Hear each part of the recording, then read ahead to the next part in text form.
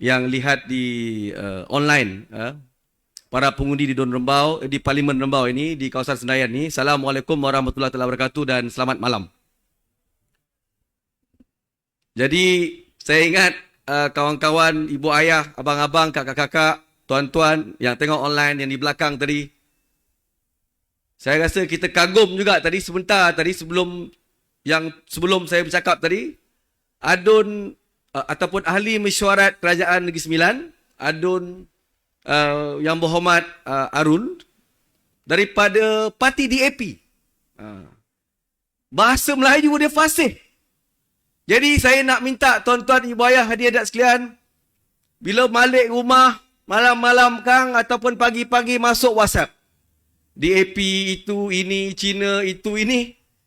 Tuan-tuan yang tengok online, tuan-tuan yang dengar pada malam ini, abang-abang yang di belakang sudah tengok sendiri.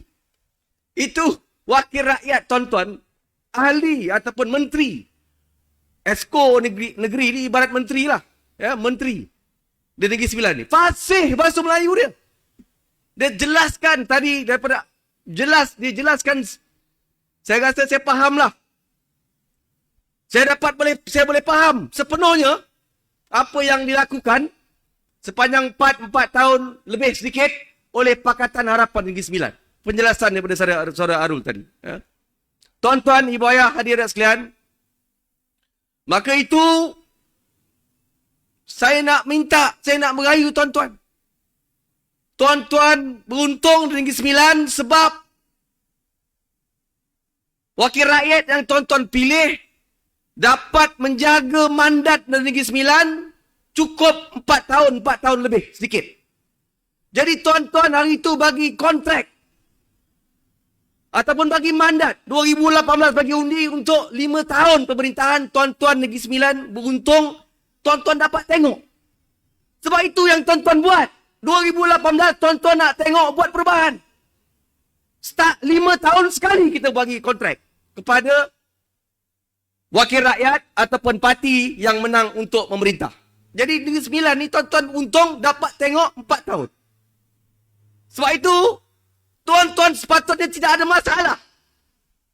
Orang di Senayan sepatutnya tidak ada masalah. Orang Melayu, kaki tangan kerajaan, anggota keselamatan, anak muda, pekerja kilang, orang yang pencen, tuan-tuan dapat boleh buat perbandingan. 4 tahun pasukan Pakatan Harapan bandingkan dengan 60 tahun di bawah UMNO dan Barisan Nasional. Baru betul kita boleh buat keputusan yang baik dan bijak dan tepat bila masuk pilihan raya nanti. Ya, walaupun 19 hari bulan nanti kita hanya akan di Negeri Sembilan dan Selangor misalnya, kita hanya akan memilih wakil rakyat untuk parlimen. Sebentar tadi kita tampilkan calon kita di Parlimen Rembau, saudara Zulkifli. Susah nak sebut nama. Okey. Ini saya nak beritahu jugalah. Kalau ada orang UMNO yang menyokong Tok Mat, susah sebut. Calon keadilan ni tadi bukan main pakai jubah. Ni orang Melayu lah. Ya? Keadilan ni saya nak sebut, saya minta maaf lah kawan-kawan daripada DAP misalnya, saya nak beritahu. Dia kata keadilan ni yang dibawa oleh Anwar Ibrahim sudah dijual, sudah tergadai, liberal dan sebagainya lah. Macam-macam tuduhan kepada keadilan. Presiden keadilan Anwar Ibrahim. Timbalan Presiden keadilan Rafizi bin Ramli. Naib Presiden keadilan Amiruddin bin Syahari. Nik Nazmi bin Nik Ahmad. Amiruddin bin Harun. Ada satu orang je. Cina, Shah Li Kang. Itu 4 orang. Anwar bin Ibrahim, Rafizi bin Ramli, Aminuddin bin Harun, Amiruddin bin Syahari, Nik Nazmi bin Nik Ahmad. Semua Melayu. Saya beritahu ini sebab ini satu masalah yang akan datang 5 tahun sekali. Kalau untuk Anwar Ibrahim ni dah 20 tahun. Inilah lagu yang dimainkan kepada orang Melayu khususnya. Ya. Tapi saya yakin insya-Allah tuan-tuan, ibu ayah, hadirin sekalian, kata kawan saya, seorang ahli sains politik di Universiti Kebangsaan Malaysia. Dia kata dengan saya, dia selalu ingatkan saya, dia kata, bro, pengundi ni, khususnya orang Melayu, adalah manusia separa sedar. Kawan saya, dia selalu sebutkan saya, dia selalu ingatkan saya. Maknanya kita ni, tuan-tuan misalnya di Negeri Sembilan, dah tengok dah. Saya duduk di Selangor di Shah Alam, kampung saya di Melaka, mak ayah saya di Melaka, memang kita boleh lihat, dari luar pun kita boleh nampak. Ketokohan Tok Min, ketangguhan barisan pentadbiran Kerajaan Negeri Sembilan, berusaha bersungguh-sungguh, seperti yang diceritakan oleh sahabat kita tadi, ahli majlis mesyuarat Kerajaan Negeri Sembilan, dengan hasil negeri yang ada, negeri yang sama, mereka usaha sungguh-sungguh, jaga peruntukan itu dengan baik-baik, untuk dapat dipulangkan sebaiknya kepada rakyat. Tapi bila masuk pilihan raya, kita bila balik rumah, petang kang, kita bila minum kedai kopi, jumpa kawan-kawan, DAP ni tak boleh. Tak boleh. Padahal dia duduk Negeri Sembilan.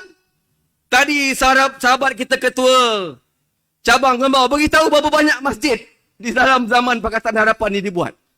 Adakah peruntukan masjid dipotong dalam zaman Pakatan Harapan? Adakah sekolah agama, adakah aktiviti di masjid dikurangkan di zaman Pakatan Harapan? Tuan-tuan, ibu ayah hadirin sekalian, saya yakin selepas 2018, sebenarnya selepas 2008 sebenarnya. Itulah. Ni orang Senayan ni kena ingat. Kalau ada orang muda, kalau ada orang atas pagar yang kata cukuplah, Anwar is over. Kena ingat jasa Anwar Ibrahim ni, saya nak sebut. Dia dipecat tahun 1998. Orang Senayan pun ramai turun ke dataran mereka. Time tu, reformasi, ya.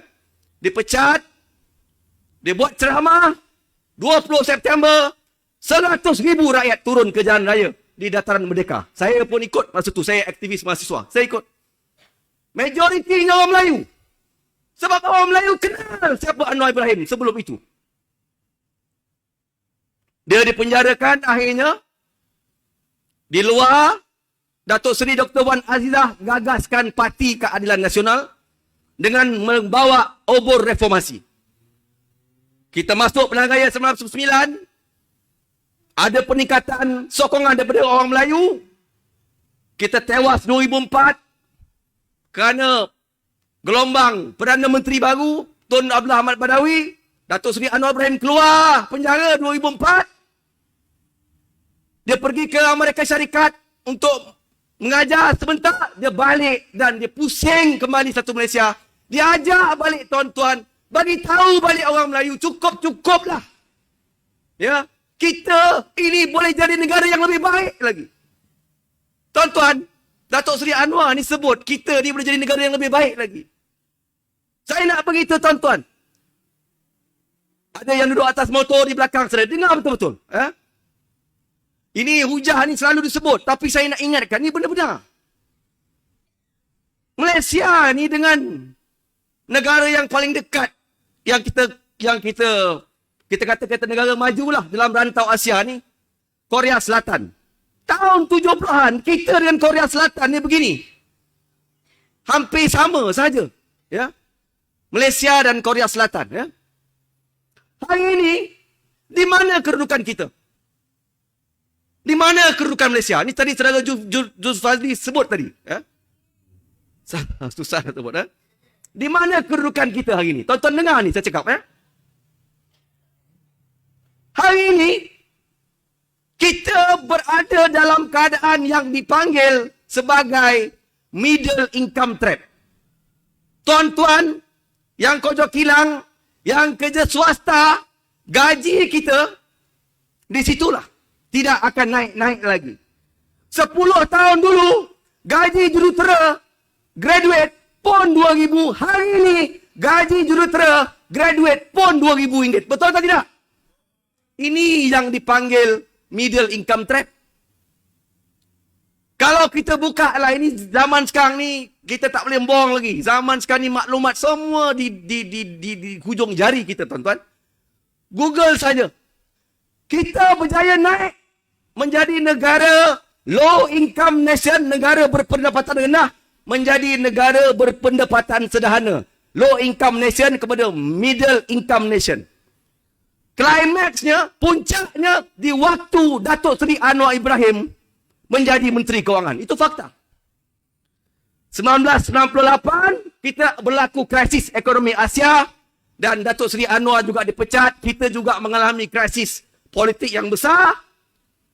Sesudah itu, lebih kurang 15 tahun ke belakang, bermulalah graf tangga gaji rakyat Malaysia tidak naik-naik lagi.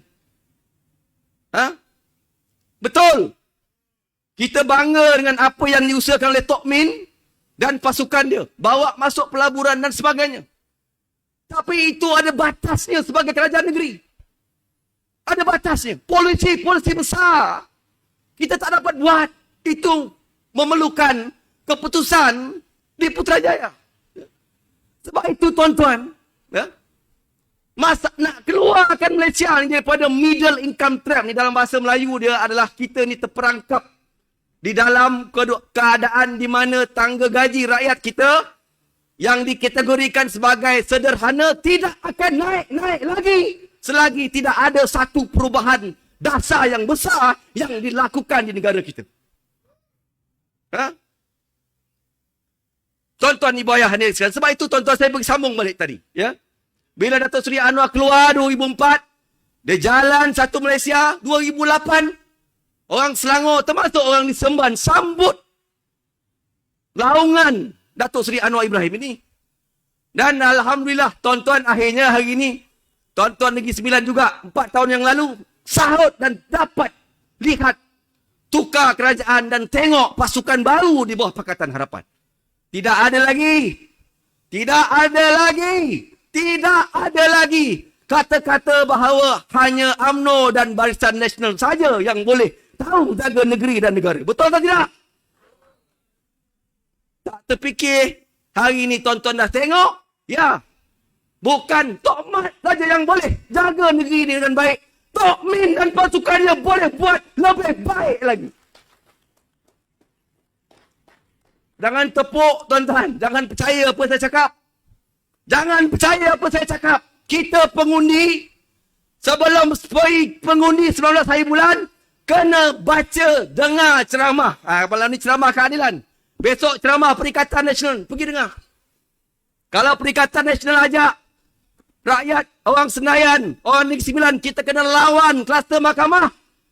Bila dia turun daripada pentas, pergi tanya dia, Tok, hari tu kita dah buang kluster mahkamah ni yang Atok bagi tongkat, boleh ke UMNO Barisan Nasional ni, kenapa? Hari ni kita kena beritahu dekat Perikatan Nasional. Tan Sri Muhyiddin Yassin yang tengok online malam ni. Kita tuan-tuan di Senayan ini jangan lupa. Saya memang nak counter kepada kempen Perikatan Nasional. Dia kata BEST, best. Bersih dan stabil. Betul ke bersih? Betul ke Tan Sri Muhyiddin betul ke bersih? Ya. Tuan-tuan Google lah. Ya. Tak payah. Google saja. Ceramah PAS. Ini sekarang sebab dia dah berkawan baik dengan PAS. Google baik penceramah PAS. Apa yang mereka tak kata tentang Tan Sri Muhyiddin ketika dia jadi Menteri Besar Johor dan sebagainya. Bersih dan stabil. Saya nak cakap yang stabil ni tuan-tuan. Stabil ni, kalau Tan Sri Muhyiddin Perikatan Nasional nak jual stabil kepada orang Melayu, rakyat Malaysia khususnya, nak masuk PRU ni, kita kena tanya dia balik, hari ni sistem demokrasi kita yang undi 4 tahun dulu jadi tak stabil kerana pengkhianatan tamak horma Muhyiddin Yassin dan kucu-kucunya. Kita sampai terpaksa mengundi tiap tahun. 2020 Sabah, tahun ni Johor dan Melaka mengundi. Bayangkan, ya, hari ini dia nak laungkan best, bersih dan stabil, ya. Tuan-tuan ibu ayah hadirin dan sekalian, saya sebenarnya nak bagi tahu, ya, satu perkara, satu data, ya. Saya kongsikan beberapa hari lalu di ceramah di 3 tempat. yang berkaitan dengan keadaan kita sebenarnya. Ya? Ini realiti. Ya? Orang Senayan ni banyak kerja di kilang, dinilai dan sebagainya. Ini realiti. Tadi saya sebut masalah yang kita hadapi. Ha? Masalah besar yang kita hadapi. Buatlah macam mana pun Kerajaan Negeri Sembilan, dapatlah juga Kerajaan Negeri Selangor misalnya macam-macam bantuan kebajikan. Kerajaan Negeri Sembilan juga macam-macam bantuan kebajikan. Tapi kita tidak akan dapat menyelesaikan masalah pokok yang kita hadapi hari ini. Yang saya sebutkan tadi, kita terperangkap di dalam tangga gaji middle income, tangga gaji menengah, ya, kita terperangkap. 2 bulan yang lalu Kementerian Kewangan mengeluarkan satu data berkenaan dengan kedudukan pencarum kumpulan wang simpanan pekerja KWSP, EPF. Ya. Yang mencarum di EPF ada 12.78 juta. 12.78 juta. 2 bulan yang lalu Kementerian Kewangan keluarkan data daripada 12.78 juta itu 52% ataupun bersamaan dengan 6.6 juta pencarum KWSP yang majoritinya berumur 55 tahun ke bawah mempunyai simpanan di bawah RM10,000.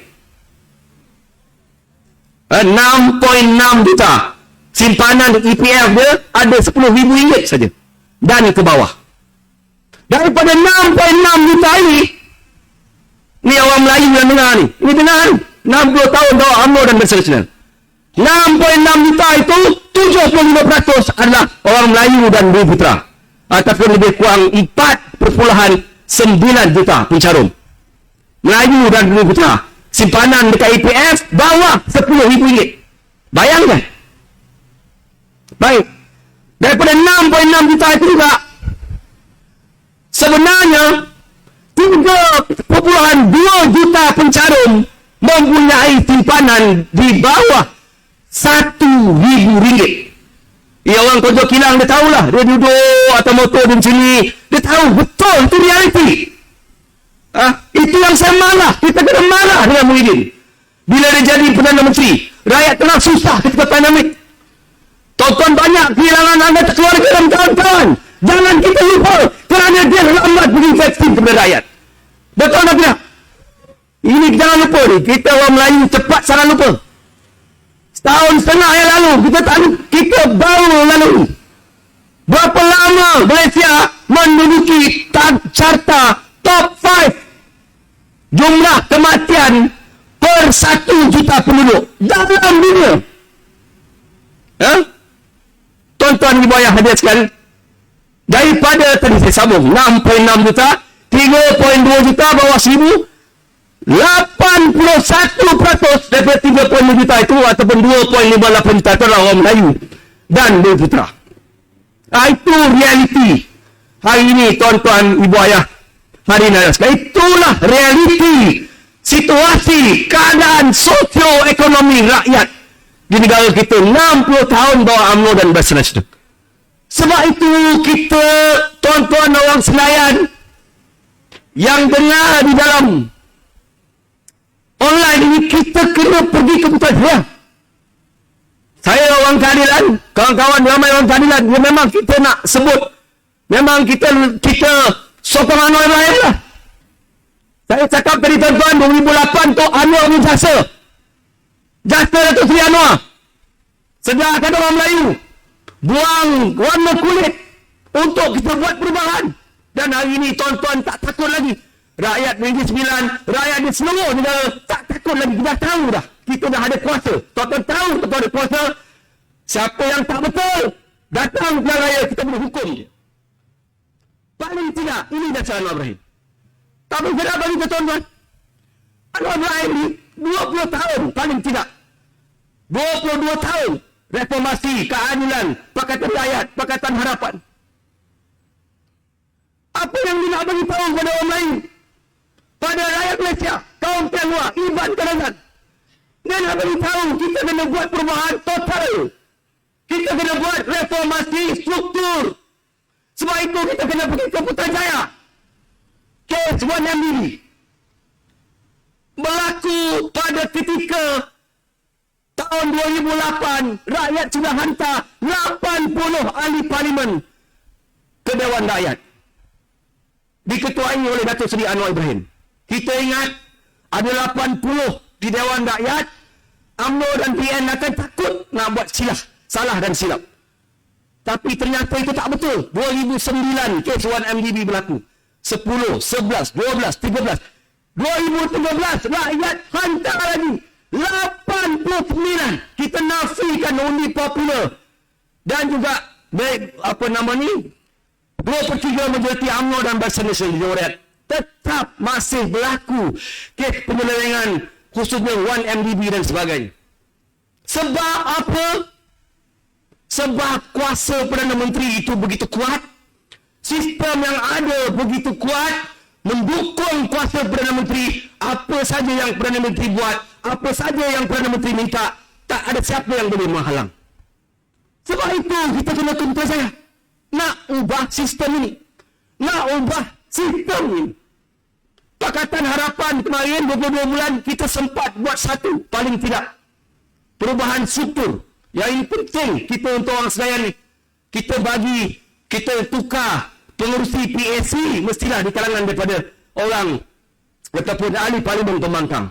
Hari ini 4 bulan yang lalu PAC bedahkan kes penyelewengan kapal 6 buah kapal perolehan 6 buah kapal Tentera Laut Diraja Malaysia. Dah bayar 6 million. Kontrak zaman Najib, zaman Zahid, zaman Hishamuddin. 6 bilion dah bayar sampai hari ini. Kapal tak sampai lagi. Tuan-tuan ibu ayah, hadirin ada sekalian, saya mohon, ya? Saya mohon, saya merayu tuan-tuan, saya tutup ceramah saya di semua tempat. Saya beritahu kepada tuan-tuan, orang muda, orang Melayu, Cina, India, orang UMNO sekalipun, tak ada parti sekalipun, kita rakyat kena lawan pembodohan. Ingat ni saya kata. Rakyat kena lawan pembodohan. Saya bagi satu contoh untuk tutup ceramah saya. 2 bulan yang lalu, berita kabar angin keluar. OPR akan naik. Overnight policy rate. Overnight policy rate ni, dia berkait langsung dengan kadar faedah. Kalau kita buat pinjaman di bank, kita beli rumah di Seremban, kita beli rumah di Nilai, kita beli rumah di Seremban 2. Kalau OPR naik, maka interest rate kita juga akan naik. Wartawan tanya kepada Menteri Kewangan daripada UMNO dan Barisan Nasional, nama dia Tengku Zafrul. Apa dia jawab, tuan-tuan? Kali pertama kabar angin keluar, dia kata, saya tak tahu. Dia kata, saya tak tahu. Oh, saya tak tahu OPR dah naik. Dia tanya lagi wartawan, Tengku Zafrul, YB, kuat kabar angin ni, OPR nak naik. Dia kata apa? Kerajaan tak campur tangan tentang OPR ni. Kerajaan tak campur tangan tentang OPR ni. Bila betul-betul kabar angin, OPR ni memang sah akan naik, dia tanya Tengku Zafrul. Tengku Zafrul jawab apa, tuan-tuan? Tengku Zafrul, Menteri Kewangan daripada UMNO dan Barisan Nasional. Dia kata, kenaikan OPR ni tak akan menjejaskan sangat kepada rakyat. Malah akan menguntungkan kepada kumpulan M40 yang mempunyai simpanan di bank. Tuan-tuan, orang Senayan, orang UMNO pun kena lawan ini pembodohan. Kalau kau jadi menteri, kalau kau tak boleh campur, kau jangan jadi Menteri Kewangan. Wabillahi taufiq wal hidayah. Wassalamualaikum warahmatullahi taala wabarakatuh. Terima kasih.